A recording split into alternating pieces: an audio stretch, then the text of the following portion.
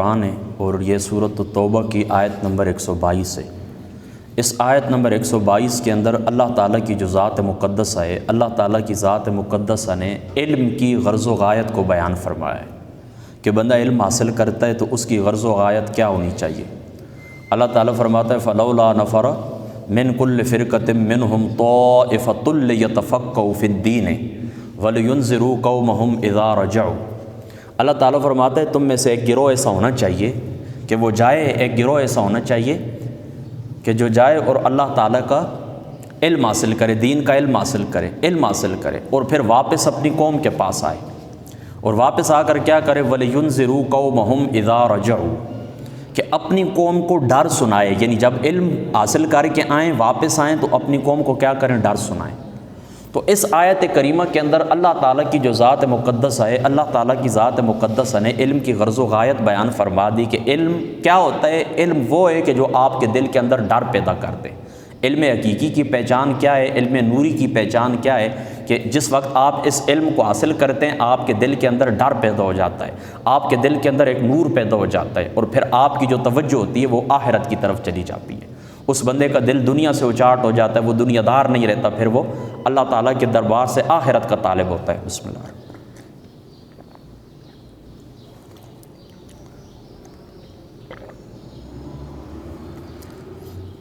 تو اس آیت کریمہ سے کیا ثابت ہوا؟ علم حقیقی کیا ہے؟ جو آپ کے دل کے اندر ڈر پیدا ہو۔ یہ کسوٹی آپ کے پاس سورۃ التوبہ کی آیت نمبر 122، یہ کسوٹی آپ کے پاس، اس کسوٹی کے اوپر آپ پہچان کر لیں کہ عالم کون ہے اور جاہل کون ہے۔ جو علم حاصل کرے اس کے دل کے اندر اللہ کا ڈر پیدا ہو جائے، آخرت کی طرف اس کا رجحان چلا جائے تو وہ کیا ہے، عالم ہے، اس کو علم حقیقی حاصل ہوا ہے۔ اور اگر وہ پڑھے اس کے باوجود اس کے دل کے اندر اللہ تعالیٰ کا ڈر پیدا ہو، دنیا دار بنے، تو اس کے پاس علم نہیں ہے، بلکہ آپ کہہ سکتے ہیں کہ اسے کچھ معلومات ہیں لیکن علم نہیں ہے۔ علم حقیقی کی غرض و غایت کیا ہے؟ علم دین کی غرض و غایت کیا ہے کہ وہ جب حاصل ہو جاتا ہے تو کیا ہوتا ہے، اللہ تعالیٰ کا خوف، اللہ تعالیٰ کا ڈر پیدا ہو جاتا ہے۔ تو اللہ تعالیٰ کے فضل سے، اللہ تعالیٰ کے کرم سے میں الحمدللہ تعالیٰ ثم الحمدللہ تعالیٰ اس آیت کے اوپر کاربند ہوں۔ پہلے دن سے ہی میں نے اس آیت کو اپنی زندگی کے اندر شامل کیا ہے کہ جو دو لفظ پڑھیں تو اپنی اصلاح کے لیے پڑھیں، اور اللہ تعالیٰ کو خوف رکھتے ہوئے جو بات بھی آج تک میں نے کی ہے کسی بھی میدان کے اندر، کسی بھی اسٹیج کے اوپر، وہ اللہ تعالیٰ کو خوف رکھتے ہوئے اپنی قبر کی آمد سامنے رکھتے ہوئے کیے۔ میں نے کبھی اس بات کی پرواہ نہیں کی ہے کہ زمانہ کیا کہے گا، یہ میری بات کسی کے حق میں جاتی ہے یا کسی کے خلاف جاتی ہے۔ کوئی میری تعریف کرے گا، کوئی میرے اوپر تنقید کرے گا۔ اگر کوئی تعریف کرے، کوئی تنقید کرے، اس کا ہمیں کوئی بھی فائدہ نقصان نہیں ہے، کوئی بھی خوشی غم نہیں ہے ہمیں اس کا۔ اس کی وجہ یہ کہ جب اللہ تعالیٰ کی ذات اقدس کے لیے کرنا ہے کہ دنیا کا کوئی شخص اگر ہماری تعریف کرے تو کیا ہے، نہ تعریف کرے تو کیا ہے۔ اس بات کو آپ سمجھ گئے؟ تو میں بھی اس کے اوپر کاربند ہوں، اور میرے جتنے بھی آپ لوگ ہیں اسی طریقے سے جہاں تک میری آواز جا رہی ہے، سب کو میری یہی نصیحت ہے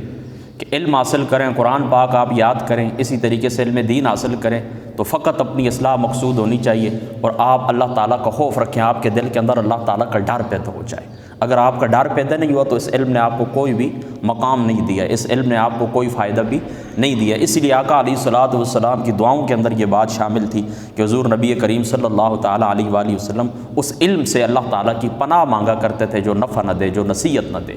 اس علم سے حضور علیہ الصلوۃ والسلام کی ذات مقدسہ پناہ مانگا کرتے تھے۔ اب یہ جو آیت کریمہ ہیں، یہاں پر مفسرین نے بالخصوص تفسیر جلالین کا جو حاشیہ جمل اس کو اٹھا کے دیکھیں، حاشیہ ساوی کو اٹھا کے دیکھیں، ساوی علی الجلالین اس کو اٹھا کے دیکھیں، اسی طریقے سے امام ابن عبد البر کی التمہید کو اٹھا کے دیکھیں، امام غزالی رحمۃ اللہ تعالی علیہ آپ کی احیاء العلوم کو اٹھا کر دیکھیں، اسی طریقے سے ابن ماجہ شریف کو اٹھا کر دیکھیں، کتاب ابواب العلم جامع ترمذی شریف کو اٹھا کر دیکھیں۔ تقریباً 200 کے قریب روایات کا میں آپ کو خلاصہ سمجھاتا ہوں۔ 200 حضور علیہ الصلوۃ والسلام کے فرامین کا خلاصہ یہ کہ آقا علیہ الصلوۃ والسلام نے فرمایا کہ جو بندہ علم حاصل کرے اور اس کا مقصد جاہلوں کے ساتھ بحث کرنا ہو، جاہلوں کے ساتھ بحث کرنا ہو یا علماء کے اوپر اپنا علمی روب جتانا ہو، یعنی ان ساری روایات کا خلاصہ آپ کو سمجھاتا ہوں، تو حضور علیہ الصلوۃ والسلام نے فرمایا کہ اس شخص کو قیامت والے دن کیا پہنائی جائے گی؟ منہ کے اندر اس کو آگ کی لگامیں پہنائی جائیں گی۔ آگ کی لگام اس شخص کے منہ کے اندر ہوگی کہ جو علم اس لیے حاصل کرے کہ میں جاہلوں کے ساتھ بحث کروں گا یا علماء سے بحث اور مناظرے کروں گا۔ تو اللہ تعالیٰ کی ذات اقدس کا فضل ہے، حضور علیہ الصلاۃ والسلام کی یہ جو تعلیمات ہیں، ان تعلیمات کو ہم نے ہمیشہ مد نظر رکھا ہے، اور اللہ تعالیٰ کے فضل و کرم سے ہم اس کے اوپر کاربند رہے ہیں۔ تو جو باتیں کی ہیں اللہ تعالیٰ کے ڈر سے کی ہیں، اللہ تعالیٰ کا خوف اللہ تعالیٰ کا خوف اپنی قبر قیامت سامنے رکھتے ہوئے کی ہیں۔ اور میں آپ کو بھی یہی کہتا ہوں کہ آپ کا بھی یہی طرز ہونا چاہیے، اور کسی شخص کی مخالفت کی آپ پرواہ نہ کریں۔ یہ وہ لوگ ہیں کہ جنہوں نے مختلف قسم کی باتیں کی ہیں موجودہ صورتحال کے اوپر۔ یہ وہ لوگ ہیں جو ممبر کے اوپر بیٹھتے ہیں تو حضور علیہ الصلاۃ والسلام کی شان بیان کرتے ہیں، وَإِنَّكَ لَعَلَىٰ خُلُقٍ عَظِيمٍ۔ جامع ترمذی کی روایت پڑھتے ہیں کہ حضور علیہ الصلاۃ والسلام نے فرمایا کہ میں اخلاقی قدروں کی تکمیل کے لیے اللہ تعالیٰ کی ذات مقدسہ نے مجھے مبعوث فرمایا ہے۔ اور یہ لوگوں کو جا کر کہتے ہیں کہ ہمارے پاس بچے بھیجیں، ہمارے پاس اپنے بچے بھیجیں پڑھنے کے لیے ہمارے مدارس کے اندر، کہ ہم ان کو اخلاق سکھائیں۔ اور خود ان کی یہ حالت ہے کہ معمولی سا اختلاف اگر معمولی سا اختلاف ہے ان سے کسی بات کے اوپر، یا کوئی بات ان کے حق کے اندر نہیں ہے، تو وہ کیا کرتے ہیں کہ اس طرح کی زبان استعمال کرتے ہیں، بازاری زبان استعمال کرتے ہیں کہ الحفیظ والامان۔ اسی طریقے سے آپ نے آج کل دیکھا ہوگا سوشل میڈیا کے اوپر کہ وہ جو ایک شخص ہے، نام میں اس کا نہیں لیتا، سیاسی ہے، مذہبی جماعت ہے لیکن سیاسی جماعت ہے، اس نے سابقہ وزیر اعظم صاحب کی والدہ کے متعلق جو الفاظ استعمال کیے ہیں،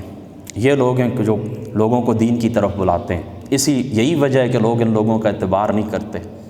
بالکل قطعی طور کے اوپر اعتبار نہیں کرتے، اور یہ لوگ اپنی عزت کھو چکے ہیں۔ بہرحال میری آپ کو نصیحت یہی ہے، جہاں تک میری آواز جا رہی ہے آپ سب کو میری یہ نصیحت ہے کہ مجھے کوئی بھی یہ لوگ کہتے رہیں، جو ان کا دل ہے مرضی ہے کہتے رہیں، میری طرف سے آپ نے ان کو کوئی جواب نہیں دینا قطعی طور کے اوپر، نہ سوشل میڈیا کے اوپر آپ نے کوئی ان کو جواب دینا ہے، اور نہیں اگر راستے کے اندر کہیں آئیں یا کہیں آپ کا ان کے ساتھ اٹھنا بیٹھنا ہو، کہیں کسی محفل کے اندر اکٹھے ہو جائیں اور میرے متعلق کوئی الٹی سیدھی بات کریں، بالکل آپ نے جواب نہیں دینا۔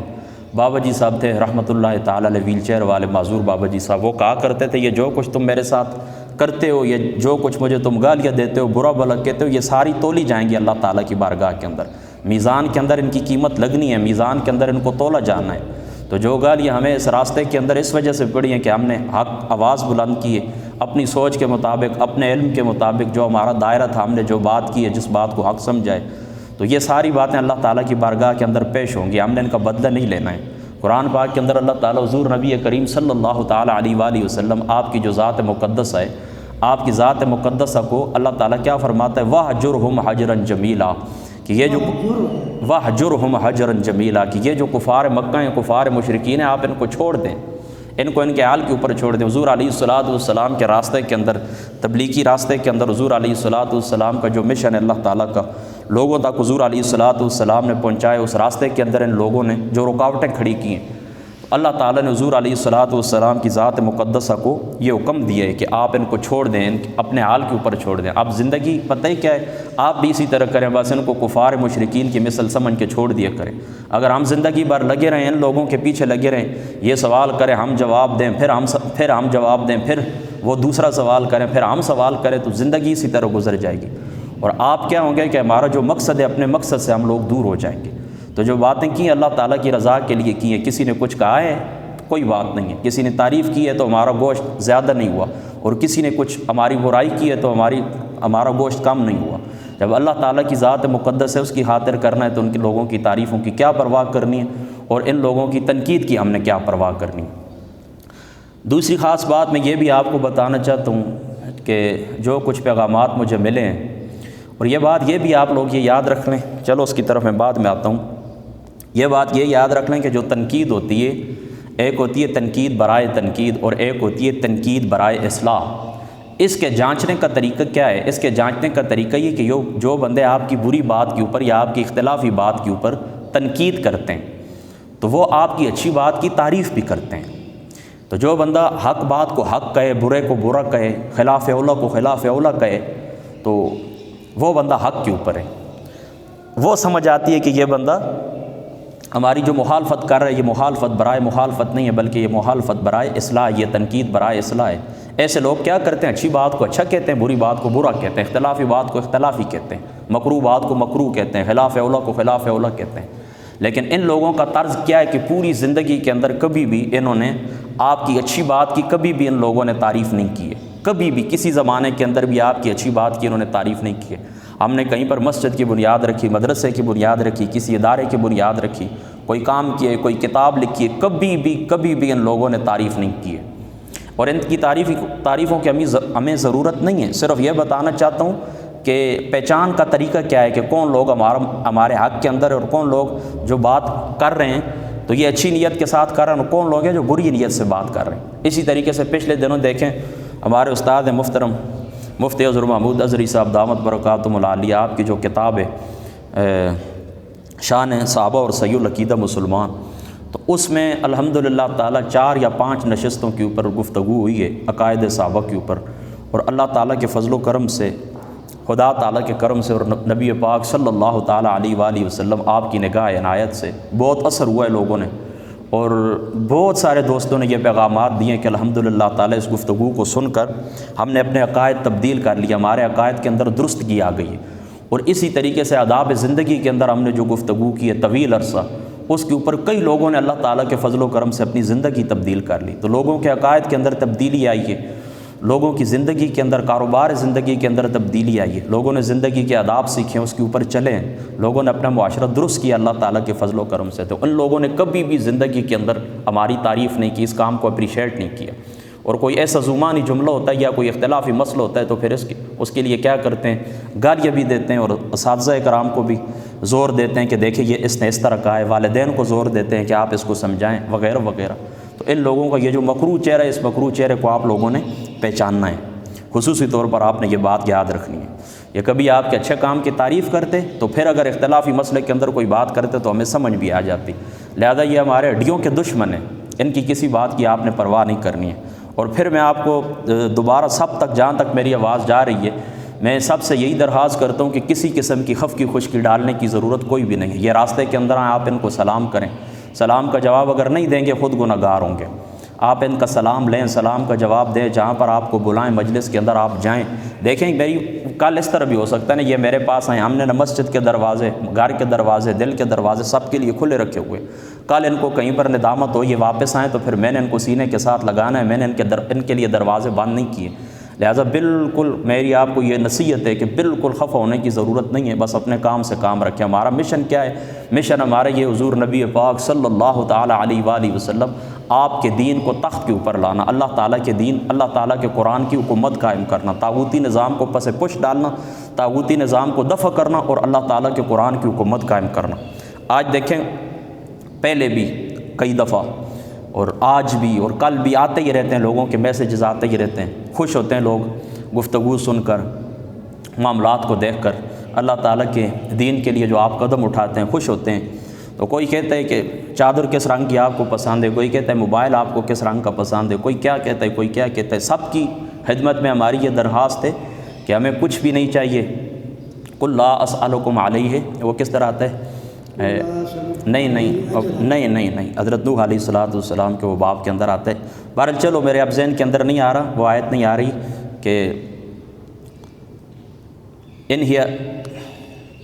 ان ہوا اجری الا علی اللہ، اس طریقے سے کچھ الفاظ ہیں۔ ہاں بالکل، کہ میرا یہ اجر ہے، جو کچھ میں تم سے مانگ رہا ہوں نا، جو کچھ میں نے تمہیں اللہ تعالیٰ کا راستہ دکھایا، اللہ تعالیٰ کی توحید کا سبق دیا ہے، تو اس کا اجر اللہ تعالیٰ کے اوپر ہے، اللہ تعالیٰ کی ذات اقدس مجھے اس کا اجر دیں گے۔ حضور علیہ السلام نے بھی فرمایا تھا قل لا اسألکم علیہ اجرا، میں تم سے کسی اجر کا طالب نہیں ہوں، جو میں نے تمہیں دین کا راستہ دکھایا، اللہ تعالیٰ کی توحید کی طرف بلایا، آخرت کی طرف بلایا، مجھے اس کا کوئی تم سے اجر نہیں طلب کرنا۔ تو اجر کیا ہے؟ اجر یہ ہے کہ اللہ تعالیٰ راضی ہو جائے، بس ہمارا یہ اجر ہے، اللہ تعالیٰ کی ذات راضی ہو جائے۔ جو حضور علیہ السلام کے صحابہ ہیں تو ان کو جس وقت یہ ملتی تھیں، فتوحات ملتی تھیں اور وہ مال غنیمت ان کو ملتا تھا، تو اس مال غنیمت کو وہ اجر کے اندر شمار کیے کرتے تھے کہ آخرت کے اندر ہمارا اتنا ثواب کم ہی نہ ہو جائے۔ دیکھیں نا، دنیا کے اندر آپ اللہ تعالیٰ کے دین کے لیے قدم اٹھائیں، پھر دنیا آپ کے اوپر تحفوں کی بارش کر دے تو وہ ظاہری سی بات ہے کہ اس دین کی اجرت ہی ہے، تو پھر آخرت کے اندر اجر کم ہو جاتا ہے۔ لہٰذا ہمیں اس بات کی بالکل بھی ضرورت نہیں ہے کہ کوئی آپ ہمیں تحفے دیں یا خوش ہوں۔ ہماری خوشی اس بات کے اندر ہے کہ بس آپ ہمارے مشن کے لیے ہمارے ساتھ کھڑے ہو جائیں، ہم جو بات کرتے ہیں وہ بات دوسروں تک پہنچائیں، اور اللہ تعالیٰ کے نظام کے لیے، اللہ تعالیٰ کے قرآن کی حکومت کے لیے جو ہم کوشش کرتے ہیں، اس کوشش کے اندر آپ ہمارا ساتھ دیں۔ دیکھیں پچھلی جو حکومت تھی ہم تنگ تھے، مطلب پریشانی کے دن تھے، مہنگائی کی وجہ سے آپ لوگ سب لوگ پریشان ہیں۔ ابھی کیا ہوا ہے؟ ابھی مشکل ترین دن آ گئے ہیں، ابھی جمعہ 8 دن ہوئے، اس حکومت نے مہنگائی مارچ بھی کیا تھا، مہنگائی کے خلاف مارچ بھی کیا تھا۔ تو ابھی دیکھیں ان کے 8 دن ہوئے اور مہنگائی کے سروج کے اوپر چلی گئی اور ملک کی دیوالیہ ہونے کے قریب چلا گیا ہے۔ تو یہ نہیں، یہ دن آتے ہوئے وہ حضرت انس رضی اللہ تعالیٰ عنہ کی روایت مجھے یاد آتی ہے کہ ان کے پاس جب حجاج ابن یوسف، جامع ترمذی شریف کی روایت ہے، حجاج ابن یوسف کے ظلم کے شکایات کی گئی کہ حجاج ظلم کرتا ہے، تو حضرت انس رضی اللہ تعالیٰ عنہ آپ نے پھر اس موقع کے اوپر فرمایا تھا کہ تمہیں پریشان ہونے کی ضرورت نہیں ہے، میں نے حضور علیہ الصلوۃ والسلام کی زبان اقدس سے سنا تھا کہ ہر آنے والے دن شہر کے اندر اضافہ ہی ہوگا۔ تو یہ اب اس طرح نہیں ہوگا کہ یہ حکومت چلی جائے گی تو پیچھے کو، یہ آئے دن فساد اور فتنے کے اندر اضافہ ہی ہوگا اس وقت تک جب تک اللہ تعالیٰ کی دین کی حکومت قائم نہیں ہوتی، جب تک یہ طاغوتی نظام دفع نہیں ہو جاتا، اللہ تعالیٰ کے قرآن کی، رسول اللہ کی سنت کی حکومت قائم نہیں ہوتی، دین کا جو نظام انصاف ہے، جو نظام عدل ہے، جو نظام معیشت ہے وہ رائج نہیں ہوتا، دین بحیثیت سیاسی نظام نافذ نہیں ہوتا، اس وقت تک کبھی بھی آپ خیر کی امید نہ رکھیں۔ لہذا آپ کے علاقے کے اندر کوئی شخص بھی ہے جو نظام بدلنے کی بات کرتا ہے، جو اس سامراجی نظام کو للکارتا ہے، اس سامراجی نظام کی کوشش کرتا ہے کہ سامراجی نظام کو میں دور کر دوں، آپ اس کا ساتھ دیں۔ جو بندہ کہتا ہے کہ میں حضور علیہ الصلوۃ والسلام کے دین کو تخت کے اوپر لاؤں گا، اللہ تعالیٰ کے نظام کو قائم کروں گا، اس طاغوتی نظام کو دفع کروں گا، آپ اس کے ساتھ کھڑے ہو جائیں، اس کے ساتھ کھڑے ہو جائیں، اس کا ساتھ دیں۔ اور بالکل دیکھیں یہ جو آنے والے الیکشن ہیں اس کے اندر آپ خصوصی طور پر اس بات کا خیال رکھیں۔ دیکھیں حالات آپ نے دیکھ لیے، 70-75 سال ہو گئے، یہ سارا نظام آپ کی آنکھوں کے سامنے ہے۔ تو اب بالکل خلوص کے ساتھ جو لوگ لگے ہوئے ہیں اللہ تعالیٰ کے دین کی حکومت قائم کرنے کے لیے، لیظہرہ علی الدین کلہ، اس کوشش کے اندر لگے ہوئے ہیں، آپ لوگوں نے ان کا ساتھ دینا ہے، ٹھیک ہے۔ باقی جن لوگوں نے چیلنج بھیجے ہیں، جو کچھ بھی کیے، سب کچھ میرے علم کے اندر ہے، آپ لوگ اس بات کی پرواہ نہ کیے کریں کہ مجھے کوئی کیا کہتا ہے، میں جانوں اور میرا کام جانے۔ آپ کو میں خصوصیت کے ساتھ اس بات کی تاکید کرتا ہوں کہ عقائد صحابہ کے اوپر جو میری گفتگو ہے، درس قرآن ہے، مشکات شریف کے دروس ہیں، جتنے بھی آپ ان کو زیادہ سے زیادہ لوگوں تک پہنچائیں، آپ خود بھی اس کو سنیں اور اپنی آپ درستگی کریں، آپ اپنی اصلاح کریں ان کو، اور یہ معاملات اور آپ چھوڑ دیں ان کو، کسی قسم کا آپ نے جواب نہیں دینا ہے، کوئی برے کومنٹس آپ نے پاس نہیں کرنے ہیں، کوئی میری طرف سے آپ نے اجازت بالکل بھی نہیں ہے، آپ نے کوئی جواب نہیں دینا ہے۔ باقی جو ان کی علمی حیثیت ہے، میں بھی بیٹھا ہوا ہوں، ٹھیک ہے، اوپن بیٹھے ہوئے ہیں ہم اللہ تعالیٰ کے فضل و کرم سے، کوئی یہ نہیں کہ بیویوں کی کچھوں کے اندر ہم چھپے ہوئے ہیں، اللہ تعالیٰ کے فضل و کرم سے ہم اوپن ہیں۔ تو یہ تو کیا ہے، یہ تو ابھی انڈوں سے نہیں نکلے، ان کے جو دادے پردادے نا قبروں کے اندر پڑے ہوئے ہیں، جن استادوں کے پاس انہوں نے پڑھا، پھر ان کے استاد قبروں کے اندر جو پڑے ہوئے ہیں، یہ ان کو بھی اٹھا کر لے آئے نا، تو انشاءاللہ تعالیٰ میری کسی بات کے اوپر یہ ہاتھ نہیں رکھ سکتے، کسی بات کے اوپر ہاتھ نہیں رکھ سکتے۔ بہرحال بتائیے، کیا میں آپ کو پہلے بتا چکا ہوں کہ علم کی غرض و غایت اللہ تعالیٰ نے کیا بیان فرمائی، ڈر پیدا ہونا۔ تو اس لیے ہم نے اللہ پاک کے فضل و کرم سے کبھی چیلنج کسی کو نہیں دیے اور کبھی ان لوگوں کے ساتھ بحث مباحثہ نہیں کیا۔ باقی جہاں پر میں ضرورت سمجھوں گا، علمی ضرورت جہاں پر سمجھوں گا، یہ دین کا ہی حصہ ہے، رسول اللہ کی تعریف کرنا دین کا حصہ ہے، اللہ کی تعریف کرنا دین کا حصہ ہے، حضور کے صحابہ کی عزت کو بیان کرنا، اہل بیت کی عزت کو بیان کرنا، یہ بھی دین کا حصہ ہے۔ جہاں پر یہ دین کا حصہ ہے وہاں پر اللہ تعالیٰ کے دشمنوں کو رگڑا لگانا یہ بھی دین کا حصہ ہے۔ منافقوں کی منافقت بیان کرنا، منافقوں کی منافقت کو کھلے عام کرنا، دیکھیں نا اللہ تعالیٰ، یہ اللہ کی سنت ہے، اللہ تعالیٰ کی سنت ہے۔ لقد کفر الذین قالوا ان اللہ ثالث ثلاثہ، دیکھیں اللہ تعالیٰ نے کس طرح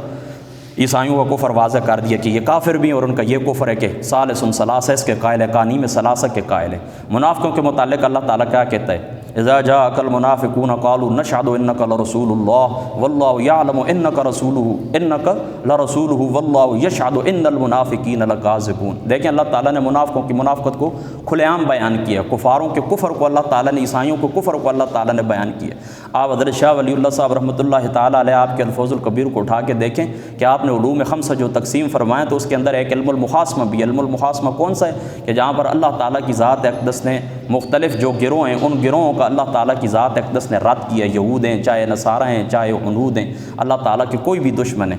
تو کیا ہیں، اللہ تعالیٰ کے جو دشمن ہیں ان کا رد اللہ تعالیٰ نے قرآن کے اندر کیا ہے۔ تو یہ اللہ تعالیٰ کی سنت ہے، ہم ان کی منافقت کو ظاہر کریں گے۔ کوئی بندہ بھی منافقت کرے گا، دین کا نام استعمال کرے گا۔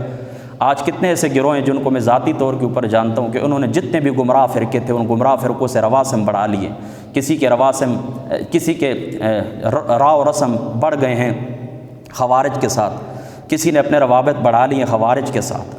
اعلیٰ حضرت رضی اللہ تعالیٰ عنہ آپ کی فکر کے اوپر بہت کم لوگ رہ گئے ہیں اور ہمارے دامن کے اندر اعلیٰ حضرت رضی